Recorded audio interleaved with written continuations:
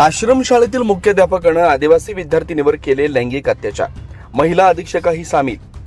तलाई तालुका अक्राणी मुलींचे वसतिगृहातील कळसवाना प्रकार, आदिवासी विकास विभागाची लखतर वेशीवर।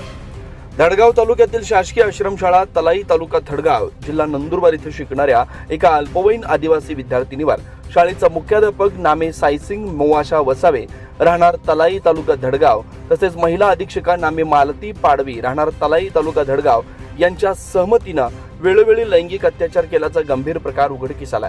पीडित विद्यार्थिनी हिनं दिलेल्या तक्रारीनुसार संबंधित मुख्याध्यापकानं तिला मारून टाकण्याची धमकी देऊन तसेच विविध प्रकारचे आमिष दाखवून आपल्या कार्यालयात वारंवार बोलावून जबरदस्तीनं शारीरिक अत्याचार केले। तसेच क्रीडा स्पर्धेसाठी घेऊन जात असताना तिच्यावर बलात्कार केल्याचा गंभीर आरोप केल्यानं आदिवासी विकास विभागातील आश्रमशाळेतील विद्यार्थिनींची सुरक्षेचा प्रश्न उपस्थित होतोय। विशेषतः महिला अधीक्षका यांनी मुख्याध्यापकाला अत्याचारात सहकार्य केल्यानं आश्चर्य व्यक्त होत आहे। या प्रकरणी पीडितेच्या तक्रारीवरून धडगाव पोलीस ठाण्यात गुन्हा नोंद क्रमांक 217/2025 अन्वये बाल लैंगिक अत्याचार प्रतिबंध अधिनियम पॉक्सो ऍक्ट तसेच भारतीय न्याय संहितेच्या विविध गंभीर कलमांखाली दिनांक 23 डिसेंबर 2025 रोजी संबंधित मुख्याध्यापक व अधीक्षक यांच्या विरोधात गुन्हा दाखल करण्यात आला आहे। या घटनेमुळे संपूर्ण परिसरात खळबळ उडाली आहे। शासकीय आश्रमशाळांमधील विद्यार्थ्यांच्या सुरक्षिततेचा प्रश्न पुन्हा एकदा ऐरणीवर आलाय। सदर प्रकरणाचा पुढील तपास धडगाव पोलीस करतायत।